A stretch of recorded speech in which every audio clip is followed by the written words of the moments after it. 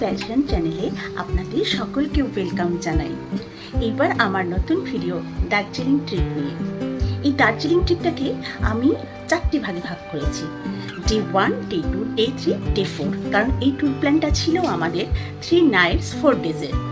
তাই একদিনে সব কিছু একসাথে এক ভিডিওতে ইনক্লুড না করে আমি এটাকে ভাগ করে নিয়েছি।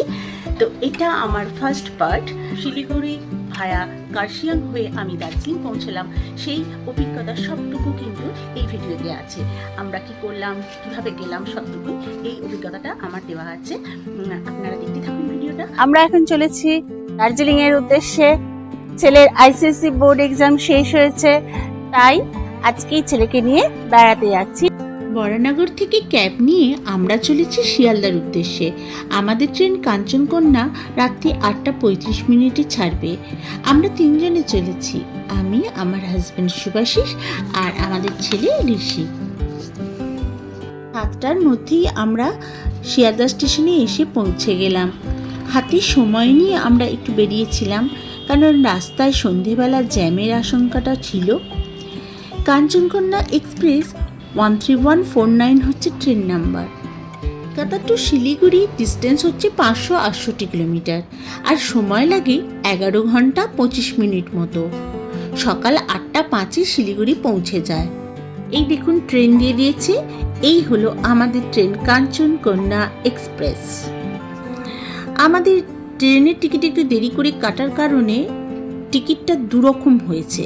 একটা হচ্ছে শিয়ালদা থেকে বোলপুর পর্যন্ত আমাদের 3 টায়ার এসিতে হয়েছে, আর বোলপুর থেকে শিলিগুড়ি পর্যন্ত আমাদের ফার্স্ট ক্লাস এসিতে হয়েছে। ট্রেনে উঠে কিছুক্ষণ বসার পরই এক্স্যাক্ট 8:35 আমাদের ট্রেন ছেড়ে দিল। আমি কখনো আগে ফার্স্ট ক্লাস এসিতে চড়িনি, তাই এটা আমার কাছে একটা নতুন অভিজ্ঞতা। তাই এই অভিজ্ঞতাটাও আমি আপনাদের সাথে কিন্তু শেয়ার করলাম। ফার্স্ট ক্লাসে অনেকটাই প্রাইভেসি মেনটেন করা যায়, আর তাছাড়া সিটগুলোও বেশ চওড়া থাকে, এখানে শুয়ে বসেও বেশ আরাম পাওয়া যায়। যদিও আমাদের শুধু রাত্রিটুকুই আমরা কাটাবো, আর এই ফার্স্ট ক্লাস এসিতে উঠে আমার কেমন যেন প্রাক্তন সিনেমার সেই প্রসেনজিৎ ঋতুপর্ণা সেই গানের কথা মনে পড়ে গেল। যাই হোক, আমরা একদম 8:05 নাগাদই আমরা শিলিগুড়ি স্টেশন পৌঁছে গেলাম। শিলিগুড়ি স্টেশন থেকে বাইরে বেরিয়েই দেখলাম আমাদের জন্য গাড়ি ওয়েট করে আছে। আর একটা কথা বলে রাখি যে শিলিগুড়ি স্টেশনের গায়েই কিন্তু আছে শিলিগুড়ি বাস স্ট্যান্ড। যারা কলকাতা থেকে বাসে আসে তারা এই বাস স্ট্যান্ডেই নামেন। শিলিগুড়ি থেকে দার্জিলিং যাওয়ার আমার জানা 3টি রুট আছে। একটা হচ্ছে ভায়া মিরিক হয়ে যাওয়া, একটা হচ্ছে কার্শিয়াং হয়ে যাওয়া, আর একটা হচ্ছে তিস্তা ত্রিবেণী হয়ে যাওয়া। তো আমরা যাচ্ছি কার্শিয়াং হয়ে। শিলিগুড়ি টু দার্জিলিং ভায়া কার্শিয়াং ডিস্টেন্স হচ্ছে 63 কিলোমিটার।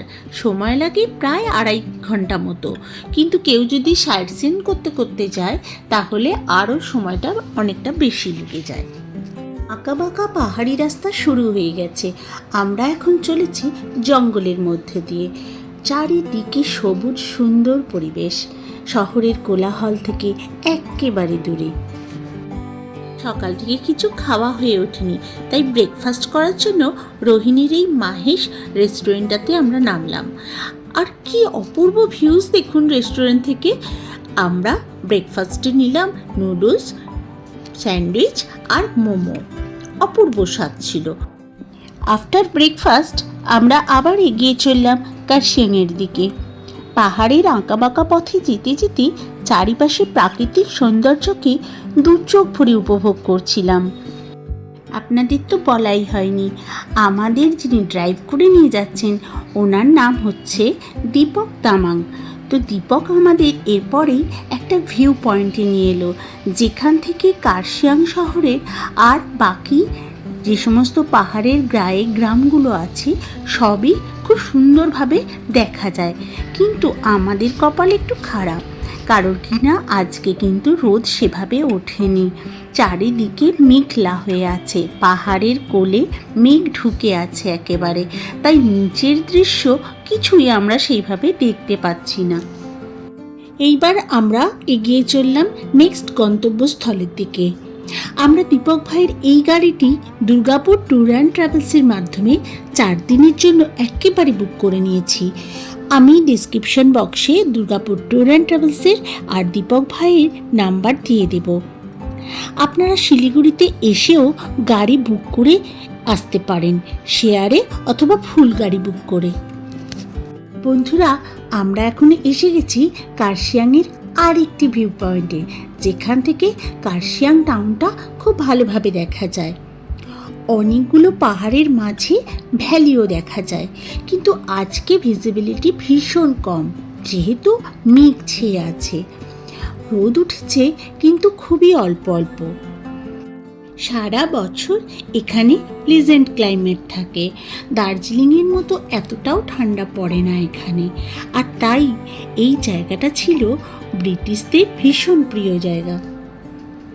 ওই যে পাহাড়ের কোলে দূরে গ্রামগুলো দেখা যাচ্ছে, আমরা ওই দিক দিয়েই এলাম। কার্শিয়াং এই কথাটা লেপচা ল্যাঙ্গুয়েজ খারসাং শব্দ থেকে এসেছে। খারসাং শব্দের অর্থ হচ্ছে land of the white orchids. Kurseong এটা হনুমান টং, আর এখানে সুন্দর ভিউজ দেখা যাচ্ছে, সুন্দর ভিউজ দেখা যাচ্ছে। কার্শিয়াং সিটিটা কি সুন্দর, এখানে টি গার্ডেন আছে তার সাথে, কি সুন্দর লাগছে। কিন্তু রাস্তা ভীষণ স্টিপ, আমি তো ভীষণ ভয় পাই। হনুমানজির এই মূর্তিটা বিশাল সাইজের, আর তার পাশেই আছে ছোট্ট একটা মন্দির। কিন্তু এই জায়গাটার চারিপাশে আছে চা বাগান। পাহাড়ের ধাপে ধাপে চারিদিকে চা বাগানের এই দৃশ্য সত্যিই মনোমুগ্ধকর। হনুমান টককে ছিঁড়ে আর চা বাগানকে পাশে রেখে আমরা এবার এগিয়ে চললাম দার্জিলিংয়ের উদ্দেশ্যে। পাইন ফরেস্ট এর মধ্যেই কিন্তু শুরু হয়ে গেছে, আর ঠান্ডাটাও বেশ লাগছে, কারণ এখন আমরা সমুদ্রপৃষ্ঠ থেকে অনেকটাই উচ্চতায় আছি। কার্শিয়াংয়ের উচ্চতা যেখানে সমুদ্রপৃষ্ঠ থেকে 4864 ফিট, দার্জিলিংয়ের উচ্চতা কিন্তু সেখানে 6700 ফিট, অনেকটাই উঁচুতে। আর রাস্তাটা দেখেছেন কি অপূর্ব রাস্তাটা। এই বড় বড় পাইন গাছের মধ্যে দিয়ে এই যে জার্নিটা, এটা কিন্তু আমাকে ভীষণভাবে আকৃষ্ট করে, আর এটার কারণেই আমার বারবার দার্জিলিং আসতে ইচ্ছা করে। দার্জিলিংয়ের একটা ঐতিহ্যময় হেরিটেজ দর্শনীয় জিনিস কি জানেন? সেটা হলো টয় ট্রেন। আর দেখুন, আমাদের পাশে পাশেই চলেছে টয় ট্রেনের ট্র্যাক। এই টয় ট্রেন চলে নিউ জলপাইগুড়ি স্টেশন থেকে শিলিগুড়ি স্টেশন হয়ে একদম কার্শিয়াং হয়ে দার্জিলিং পর্যন্ত।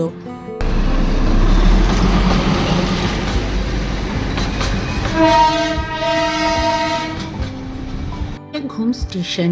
ঘুম হচ্ছে আমাদের ইন্ডিয়ার সবথেকে উচ্চতম রেলওয়ে স্টেশন। আবার একটা ট্রেন যাচ্ছে, দেখুন খুব সুন্দর। এই ট্রেনগুলো হচ্ছে ডিজেল ইঞ্জিন, আর এক রকমের আছে স্টিম ইঞ্জিন। সেটা টিকিট একটু কস্টলি হয়, আর সেটা শুধু ঘুম থেকে দার্জিলিং পর্যন্তই জার্নি করে। কথা বলতে বলতে আমরা কখন দার্জিলিং পৌঁছে গেছি আমরা বুঝতেই পারিনি, আর আমরা এসে পৌঁছে গেছি আমাদের হোটেলে। হোটেলের নাম হচ্ছে central heritage spa and resort. আমরা দার্জিলিংয়ে 3 নাইটস থাকবো, তো 2 নাইটসের জন্য আমাদের এই হোটেলটা বুক করা হয়েছে। তো চলুন ভিতরে যাই, ভিতরে গিয়ে হোটেলের ভিতরটা দেখাই। এটা হলো রিসেপশন, আর ভিতরের ডেকোরেশন সত্যি খুব সুন্দর। অ্যাম্বিয়েন্সটা ভীষণ ভালো, সুন্দরভাবে সাজানো গোছানো আছে।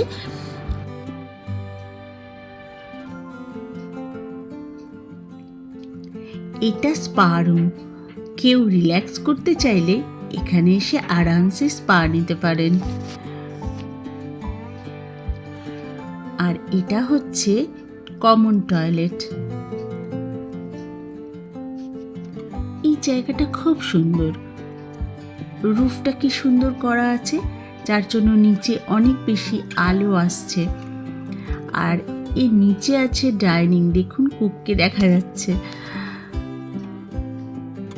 সব সুন্দর গাছপালা দিয়ে সাজানো আছে, যার জন্য আরো সুন্দর লাগছে। মফ কালারের এই ফুলটা কি দারুণ, হোয়াইট কালারেরটাও সুন্দর। এই জায়গায় বসার কি সুন্দর অ্যারেঞ্জমেন্ট করা আছে। আর এই শোপিসটা দেখুন, অসাধারণ। এটা বার কাউন্টার।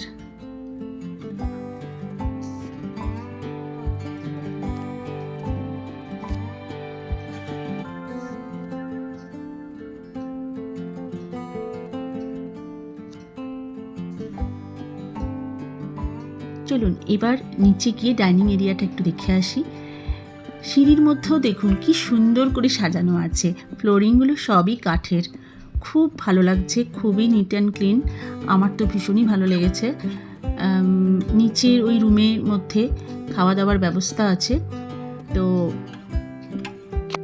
এখন আমরা খাবো না, তো চলুন আমাদের রুমটা দেখে আসি। এটা হলো আমাদের হোটেলের রুম। আমরা 3 জনেই থাকবো এই রুমেতে। তো বেডটা বেশ বড়ই আছে, কোনো অসুবিধে হবে না। টিভি আছে, যা যা দরকার মোটামুটি সবই আছে। তা একটা এক্সট্রা পাওনা হলো বেড গরম করার ওদের একটা সিস্টেম আছে, তো সেটা আমার খুব ভালো লেগেছে, কারণ বেডটাকে ঠান্ডা হতে দেয় না, কারণ এখানে ভালো রকম ঠান্ডা আছে দার্জিলিংয়ে। আর ব্যাগপত্র রাখার বেশ ভালো রকম জায়গা আছে, কাপবোর্ড আছে, টিভি আছে, সবই ঠিক আছে।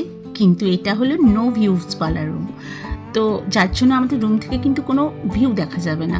হ্যাঁ, একটা জানলা আছে কিন্তু বাইরে দেওয়াল আছে, খুব একটা কিছু দেখা যাচ্ছে না, তো এই জন্য আমার একটু মন খারাপ। বাথরুমটা দেখুন, বাথরুমটাও বেশ সুন্দর, সবই খুব ভালো। শুধুমাত্র ওই একটা ব্যাপারই, কারণ কিনা এটা ব্যাংকের হলিডে হোম হিসেবে আমরা নিয়েছি আর কি, যার জন্যই নো ভিউজওয়ালা রুম আর কি। অনেকটাই বেলা হয়ে গেছে, আজকে আমাদের লাঞ্চ করা হয়নি, তাই সামান্য কিছু খাওয়ার জন্য সামনেই ছিল মহাকাল রেস্টুরেন্ট, তো ওখানে গিয়ে আমরা একটু থালি নিলাম, নিয়ে আমরা 3 জনে মিলে খেয়ে নিলাম। তারপরে বিকেলবেলাটা একটু হোটেলের রুমেতে রেস্ট করলাম। হোটেলটা ছিল ম্যালির খুব কাছেই, সন্ধেবেলা ম্যালি গিয়ে একটু ঘোরাফেরা করলাম, আর রাত্রে ডিনার হোটেলেই সারলাম নুডলস আর থুপকা দিয়ে। অসাধারণ খাবার ছিল, ভীষণ টায়ার্ড, তাই এখনই ঘুমাতে হবে। বন্ধুরা, এই ছিল আমার দার্জিলিং ট্রিপ ডে 1-এর সারাদিনের গল্প। এবার দার্জিলিং ট্রিপ ডে 2-এর সারাদিনের কাহিনী জানতে গেলে কোথায় গেলাম, কি করলাম, কিভাবে ঘুরলাম, সব কিছু জানার জন্য আপনাদের কিন্তু দেখতে হবে পুবিস প্যাশন চ্যানেলের আমার দার্জিলিং ট্রিপের 2nd পার্ট। আর আমার ভিডিওগুলো যদি আপনাদের ভালো লেগে থাকে তাহলে আমার পেজটিকে অবশ্যই সাবস্ক্রাইব করবেন, আর অবশ্যই লাইক, শেয়ার অ্যান্ড কমেন্টস করে জানাবেন। থ্যাংক ইউ বন্ধুরা।